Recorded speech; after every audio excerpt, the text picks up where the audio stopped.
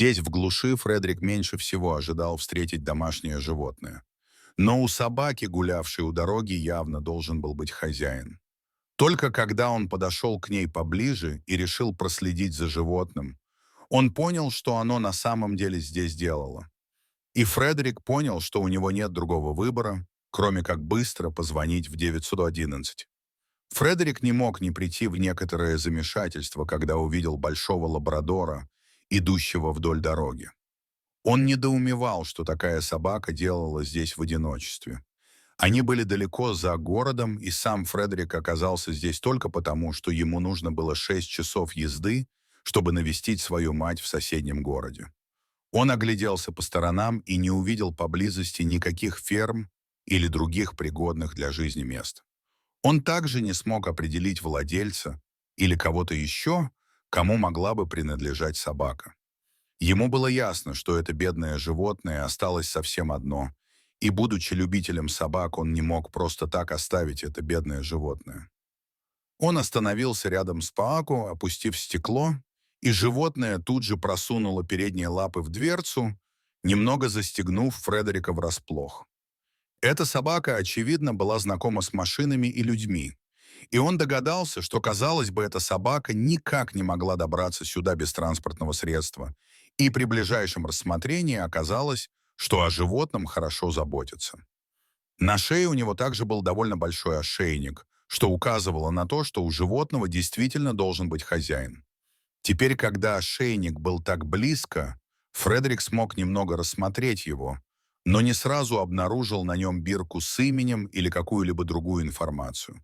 Но с ошейником такого размера вполне возможно, что внутри был либо чип, либо устройство слежения. Теперь ему предстояло принять решение. Что, черт возьми, он собирался делать с этой собакой?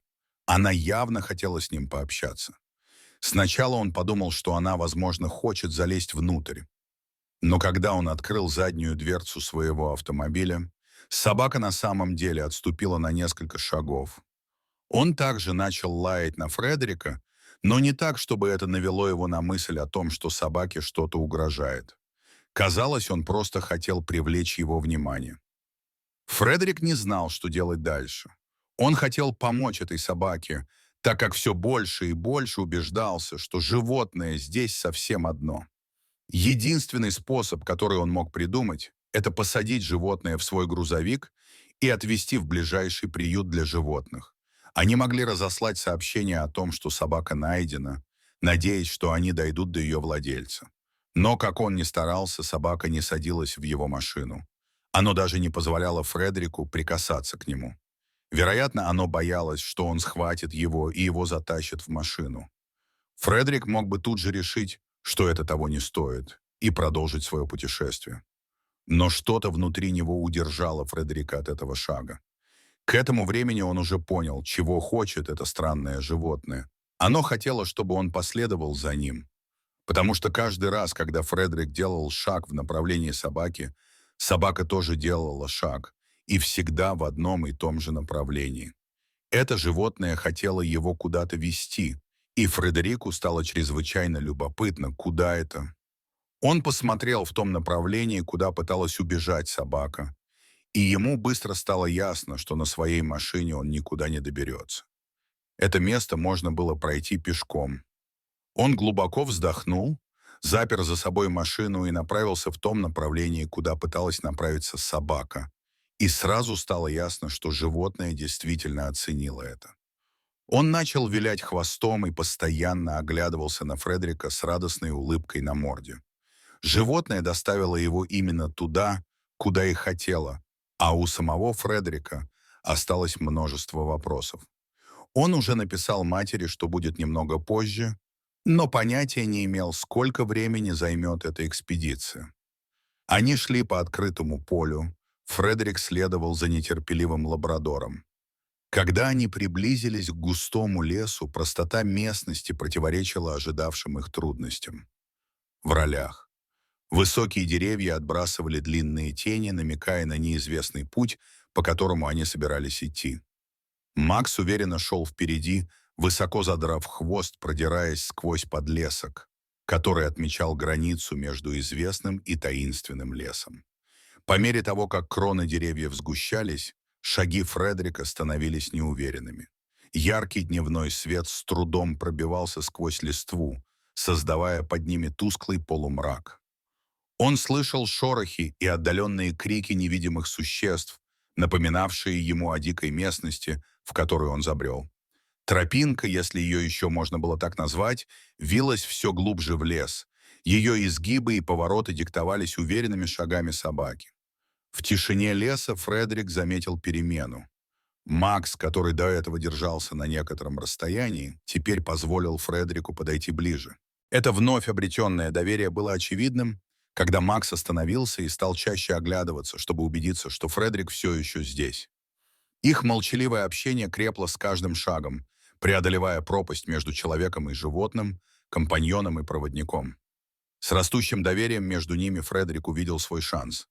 Он быстро протянул руку и успел схватить Макса за ошейник. Собака, застигнутая врасплох, замерла, но не вырвалась. Путь. Пальцы Фредерика ощупали ошейник и обнаружили выгравированное внутри собачье имя. Макс. Никаких других деталей не было, но твердый, незнакомый предмет внутри ошейника задел за живое. Любопытство Фредерика. Почувствовав твердый предмет под ошейником, любопытство Фредерика усилилось. Он знал, что раскрытие тайны путешествия Макса связано с этим спрятанным предметом. Преисполнившись решимости, он решил, что пришло время продолжить расследование. Воротник. Его перочинный нож, всегда готовый к неожиданным приключениям, стал ключом к разгадке секретов, которые хранил Макс. Связь, которая установилась между ними, привела их к новым открытиям. Фредерик осторожно пользовался своим перочинным ножом, открывая ту часть воротника, которая показалась ему странной. Внутри, завернутое в ткань, лежало маленькое изящное устройство. Его металлическая поверхность поблескивала в слабом свете, проникавшем сквозь деревья. Фредерик повертел его в руках, изучая порты и кнопки, и понял, что это нечто более сложное, чем простая бирка или маячок. На первый взгляд Фредерик подумал, что это должно быть трекер. Это имело смысл, учитывая, что Макс бродил в одиночестве. Мысль о том, что владелец Макса может в любой момент определить его местонахождение, на мгновение успокоила Фредерика. Это объясняло, почему Макс мог казаться таким уверенным и целеустремленным в своих странствиях. Но по мере дальнейшего изучения устройства Фредерик начал сомневаться в своих первоначальных предположениях. Любопытство Фредерика не позволяло ему просто так уйти. Он осмотрел устройство поближе и заметил функции, которые не соответствовали стандартным трекерам. Не было видно ни GPS-координат, ни мигающих лампочек, указывающих на отправку или получение сигнала.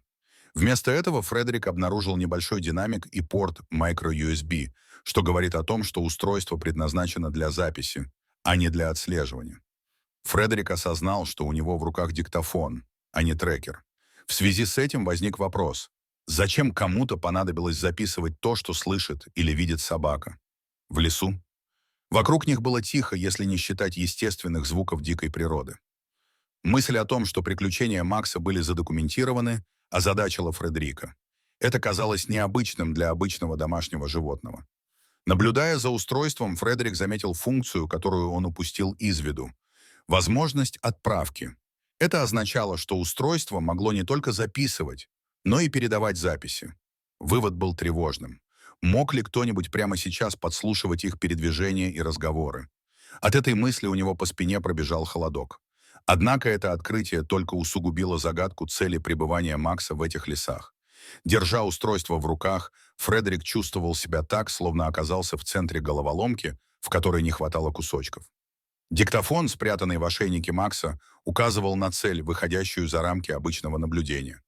Казалось, Макс был частью более масштабного плана, чего-то тайного. Это открытие не остановило Фредерика. Напротив, оно укрепило его решимость раскрыть правду о путешествии Макса в одиночку по лесу. Первый. Несмотря на беспокойство, которое терзало Фредерика, он решил остаться с Максом. Решимость пса и тайна диктофона заставили его довести это приключение до конца. Макс, не подозревавший о внутреннем конфликте Фредерика, продолжал идти впереди с неизменным энтузиазмом. Фредерик не мог отделаться от ощущения, что они движутся к чему-то значительному, к чему-то, что Макс, казалось, понимал, но было за пределами понимания Фредерика. Схватывание. Густой подлесок в лесу делал продвижение медленным и трудоемким. И все же Макс легко ориентировался, выбирая тропинки, которые Фредерик сам бы не заметил. То, что пес хорошо знал эти тропы, проявлялось в каждом его уверенном шаге, заставляя Фредерика задуматься о том, сколько раз Макс, возможно, отправлялся в это путешествие раньше. Лес с его глубокими тенями и переплетенными лианами хранил секреты, в которых Макс прекрасно разбирался. Макс вел Фредерика по лесу с непринужденностью опытного гида. Тропинки, которые он выбирал, были самыми чистыми и с наименьшим количеством препятствий, что свидетельствовало о глубоком знакомстве с местностью. Фредерик поражался тому, как инстинктивно Макс двигался, всегда находя самый простой маршрут. Это мастерство намекало на регулярность их прогулок, на рутину, из-за которой Макс пересекал эти леса гораздо чаще, чем Фредерик мог себе представить. Ему. По мере того, как они углублялись в лес, Фредерик оставался настороже. Магнитофон в ошейнике Макса добавлял таинственности их путешествию, превращая каждый шорох и тень в потенциальный признак опасности. Чувства Фредерика были обострены. Он опасался того, что может ждать его впереди. Макс, однако, оказался невозмутимым.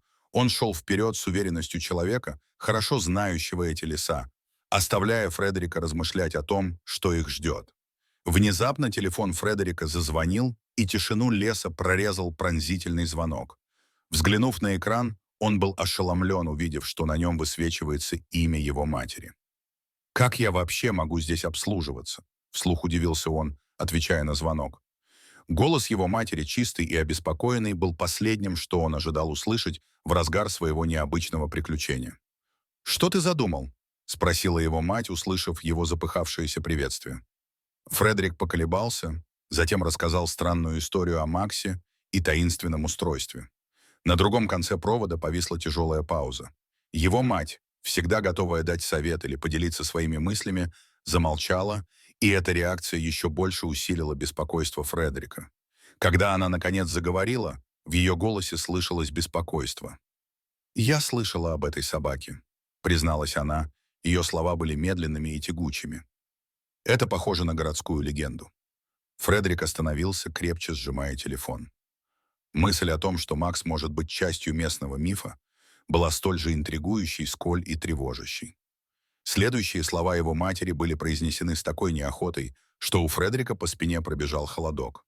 По ее словам, история гласит, что эта собака заводит людей глубоко в лес, и они никогда не находят дорогу обратно.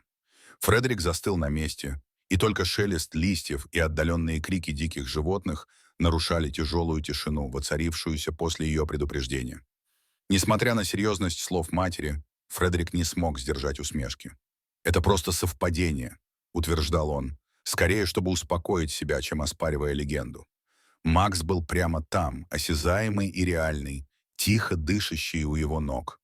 Мысль о том, что он следовал за призраком из местного фольклора, казалась нелепой. Однако, когда он продолжил свой путь, смех не помог ему избавиться от беспокойства, которое теперь сопровождало его. Когда разговор с матерью закончился, Фредерик заверил ее: «Я буду осторожен». Он старался говорить уверенно, но рассказ матери не выходил у него из головы. Несмотря на свой скептицизм по отношению к городской легенде, он не мог избавиться от растущего беспокойства.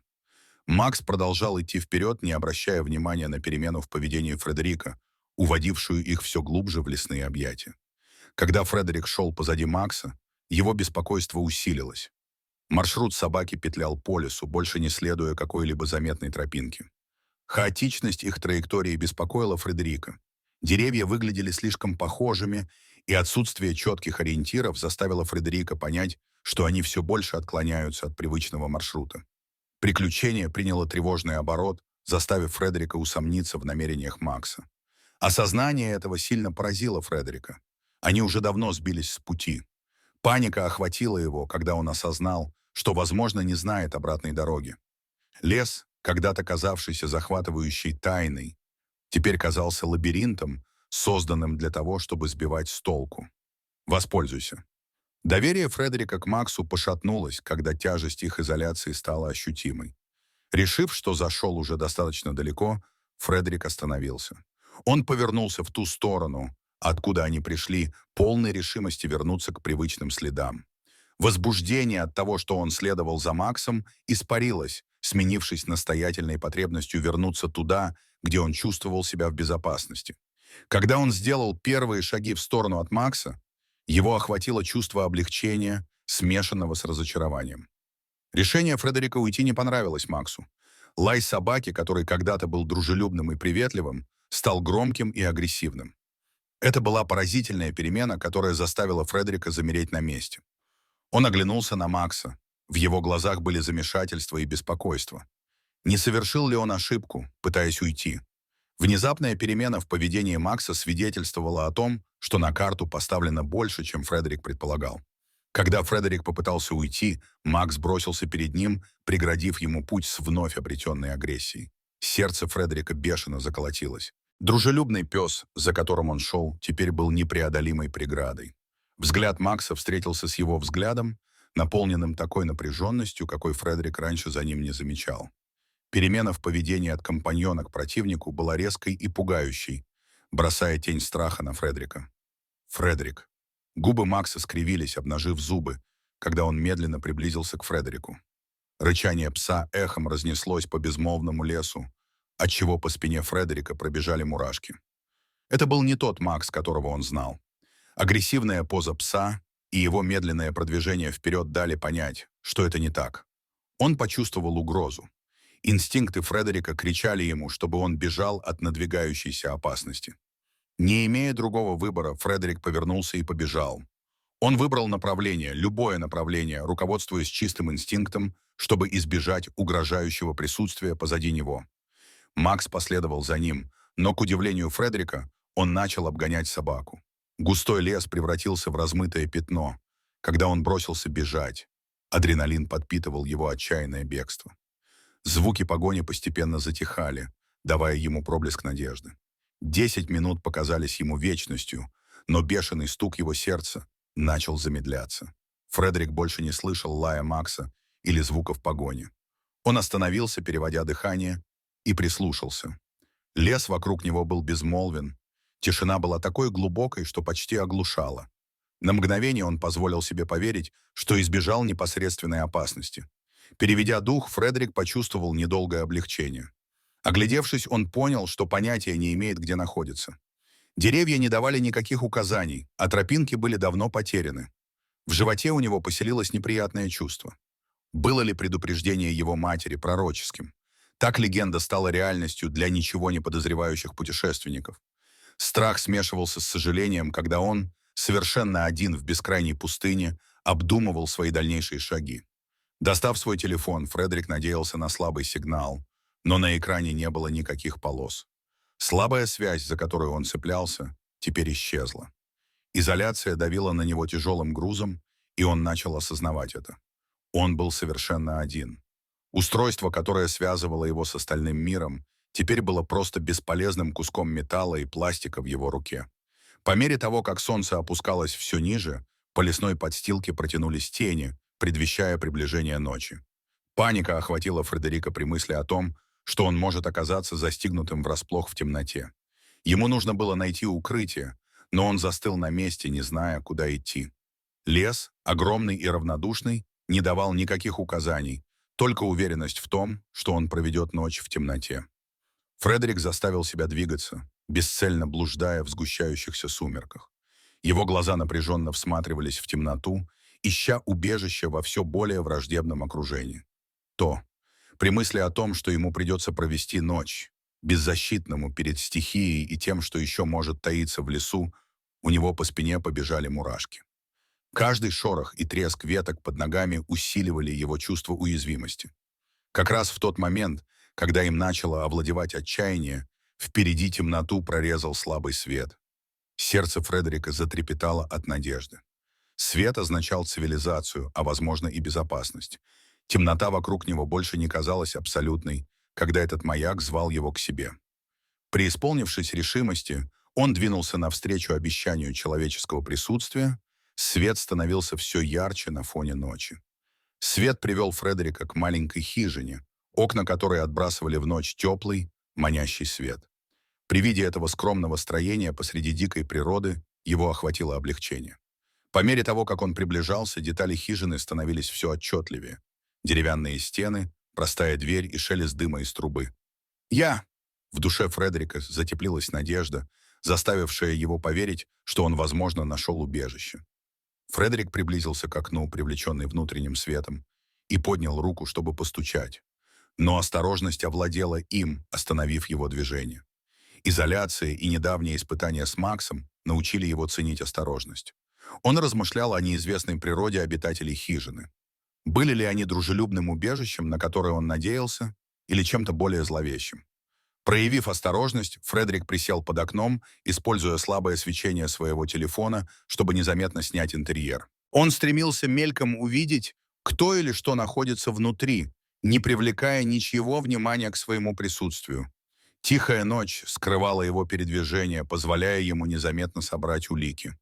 Просматривая видеозапись, Фредерик почувствовал, как учащенно забилось сердце, когда он обработал сцену, снятую на его телефон.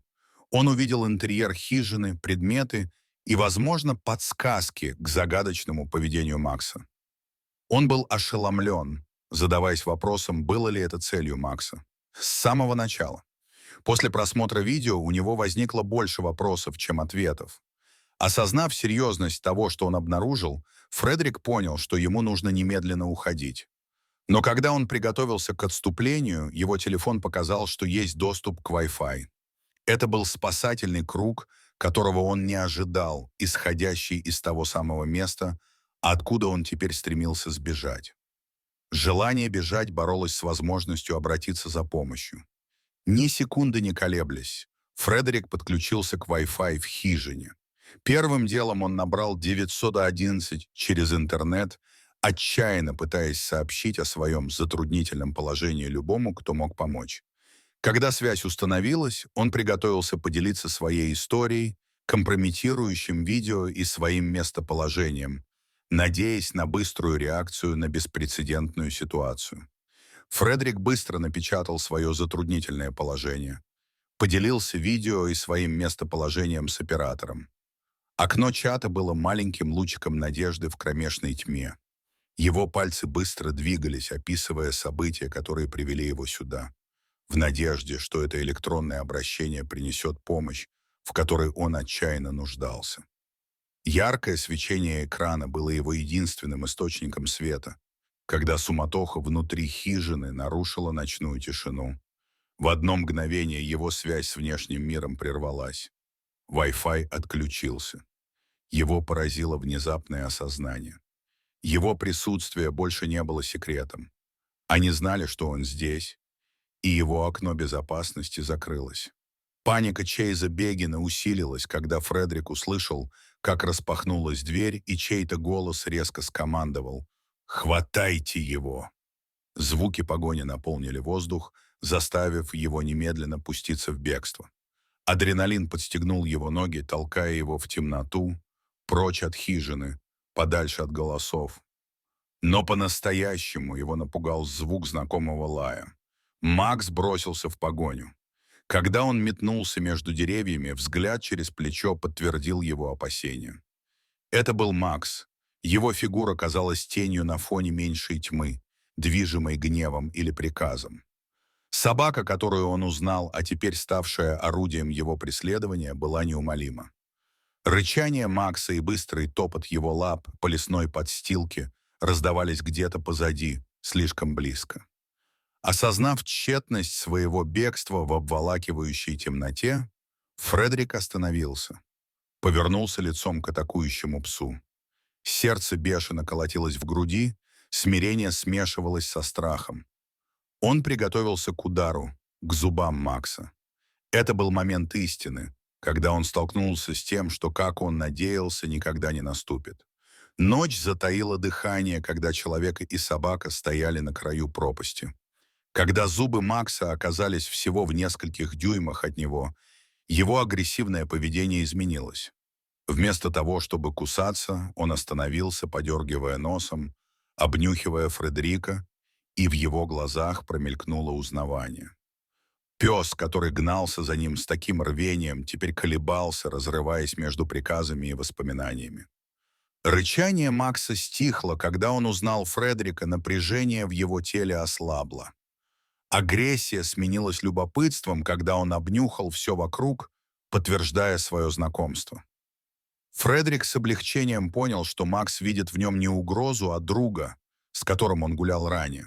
Связь, которая между ними установилась, какой бы короткой она ни была, оказала влияние на собаку. Быстро соображая, Фредерик оторвал кусок от своей рубашки и, поморщившись, вытер им кровь, сочащуюся из царапины на колене. Ему нужно было, чтобы Макс вернулся в хижину, чтобы избежать дальнейшего преследования. Он осторожно положил окровавленную тряпку Максу в рот, надеясь, что собака вернет этот обманчивый знак, означающий ложную победу. Макс, поняв или просто подчинившись, взял тряпку и повернулся обратно к хижине. Когда звуки его ухода стихли, Фредерик снова остался один, погруженный в тишину и темноту. Он выиграл себе драгоценное время. Теперь все, что он мог делать, это ждать сигнала о спасении, надеясь, что его сообщение принесет помощь, в которой он отчаянно нуждался. Казалось, прошла целая вечность, прежде чем тишину ночи нарушил отдаленный шум лопастей вертолета. Фредерика охватило облегчение, когда темноту прорезал свет, направленный в кабину. Полицейские действовали быстро и бесшумно, застав спящего пассажира врасплох. Быстрый арест стал свидетельством их оперативности. И вскоре Фредерик услышал голоса, зовущие его по имени, и кошмар, наконец, подошел к концу. В тишине раннего утра в полицейском участке царила оживленная суета, когда офицеры доставили Фредерика, Макса и таинственного мужчину. Атмосфера была насыщена ожиданием разгадки ночных событий. Пока их вели по коридорам, Фредерик испытывал смесь облегчения и опасения, в то время как Макс оставался рядом, по-видимому, осознавая серьезность ситуации. В комнате для допросов Фредерик поделился своей душераздирающей историей, подробно рассказав все, начиная со встречи с Максом и заканчивая обнаружением хижины. Этот человек, когда его допрашивали, почти ничего не сказал против собранных улик. Предметы и трофеи, найденные в его доме, говорили сами за себя, рисуя четкую картину его незаконной деятельности в лесу. Это была история о жадности, которую затмили выживание и храбрость Фредерика. Расследование выявило активное участие этого человека в незаконном браконьерстве, в котором он охотился на редких лесных животных ради их ценности на черном рынке. Его дом, являвший собой гротескную демонстрацию его завоеваний, был неопровержимым доказательством его преступлений. Этот человек превратил дикую местность в охотничьи угодья, используя навыки Макса для собственной выгоды. Оно. Доказательства его противоправных действий были неопровержимы, что решило его судьбу в глазах закона. Макс, который когда-то был пешкой в незаконных действиях этого человека, получил признание за свою исключительную подготовку. Его способность заманивать животных, навык, отточенный его владельцем, была изменена, чтобы привлечь внимание людей, что Фредерик невольно испытал на себе. Информация о дрессировке Макса и его невольном участии в планах браконьера пролила новый свет на действия пса и его врожденный интеллект. Поскольку владельцу, скорее всего, грозит судимость, внимание переключилось на судьбу Макса. Полиция, тронутая историей пса и привязанностью Фредерика к нему, с оптимизмом смотрела на поиски. Максу нужен новый дом, где его интеллект и навыки можно было бы использовать в позитивных целях, возможно, даже на службе. Когда расследование подходило к концу, все надеялись, что Макс скоро начнет новую главу, избавившись от теней своего прошлого.